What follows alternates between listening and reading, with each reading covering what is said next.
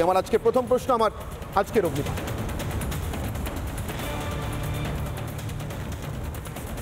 জিহাদি থেকে নজর ঘোরাতে চান কেন মমতা? কেন জিহাদিদের থেকে নজর ঘোরাতে চান? দেশের পাশে ঠিক পাশের দেশে এত বড় বিপদ থেকে নজর ঘোরাতে চাইছেন কেন?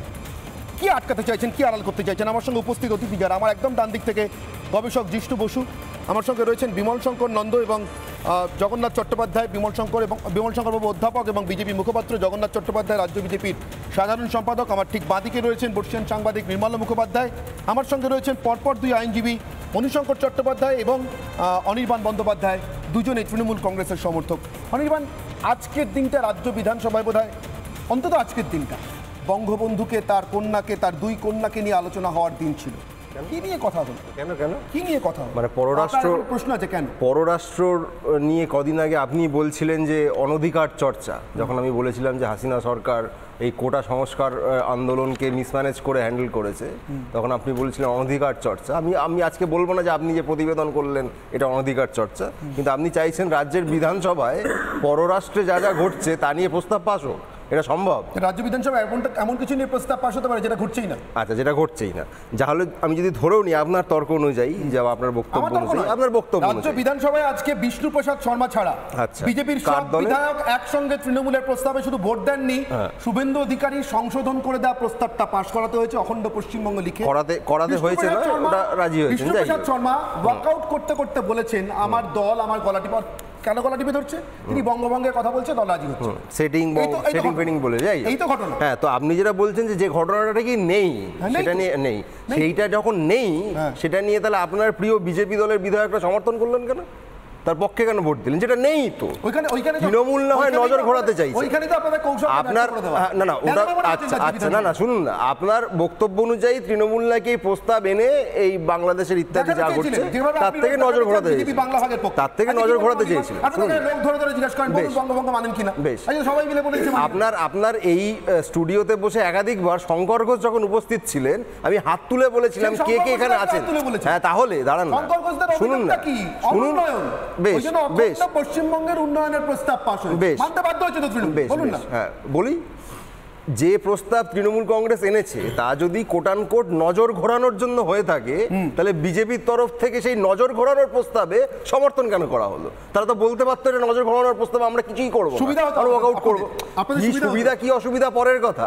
আপনি যেটা এখানে বসে বলছেন, আপনি যেটা এখানে বসে বলছেন, আমি কি বলবো সেটা আমি ঠিক করি? আমি কি বলবো সেটা আমি ঠিক করি নাকি? আপনি কি বলবেন সেটা হয়তো বিজেপি ঠিক করে দিতেও পারে। আপনি কি বলবেন সেটা হয় বিজেপি ঠিক করে দেবে। আমি কি বলবো আমি ঠিক করি? সুবিধা না অসুবিধা যাই হতো, বিজেপি, আচ্ছা বিজেপি কি করলো? হ্যাঁ, একটা কাজ করলো যে আপনি যেটা বলছেন সেটাকে ভুল প্রমাণ করলো। অর্থাৎ বঙ্গভঙ্গ প্রস্তাব নিয়ে বা বঙ্গভঙ্গ বিরোধী প্রস্তাব নিয়ে যে একটা বিতর্কর আবহ তৈরি হয়েছিল, যেটা আপনি বলছেন কোথাও কিছু নেই, সেটা বিজেপি নিজেই ভুল প্রমাণিত করে। জগন্নাথ বাবু দাঁড়ান, সত্যি বিতর্ক আবহ তৈরি হয়েছিল, তোর করে তৈরি করা হয়েছিল কোনটা?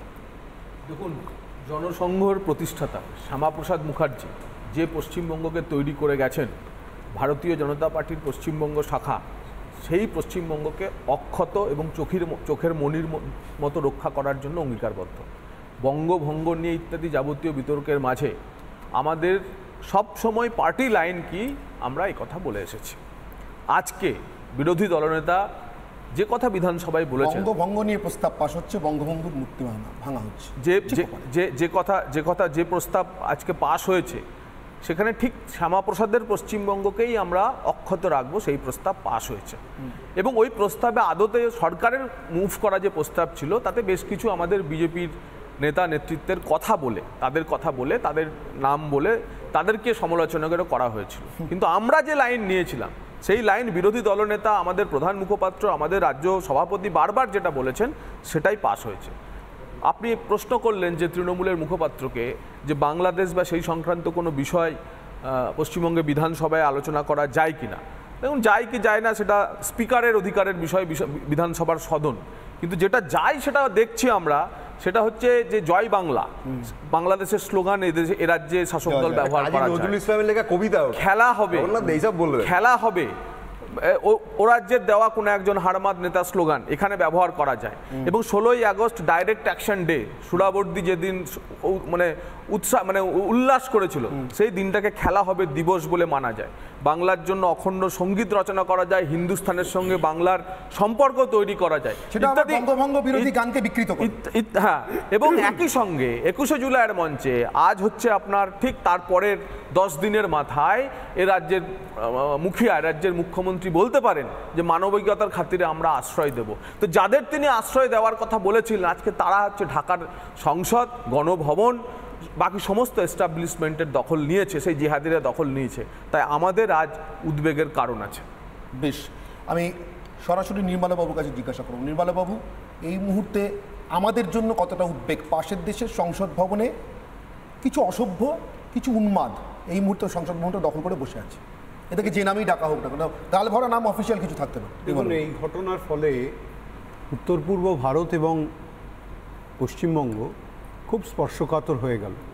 তার কারণ হচ্ছে ওইখান থেকে এবার যে ইনফ্লাক্সটা হবে, মানে ভেতরে চলে আসার যে ইম্পোর্টটা হবে, এতদিন তো এক্সপোর্ট হচ্ছিল টেরার, সেই টেরার এক্সপোর্টটা বেড়ে যাবে।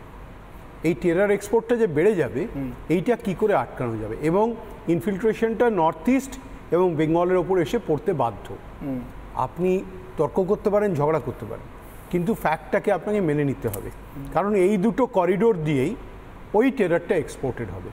ওখানে যে ইসলামিস্টদের যে আপরাইজিংটা হলো এবং একটা অন্তর্বর্তী সরকার এলো 2007 সালেও এরকম একটা আর্মি কুতেই এটা কু আমি বলছি না, তখনও আর্মি টেক ওভার করেছিল 2007 সালে, একটা অন্তর্বর্তী সরকার তৈরি হয়েছিল।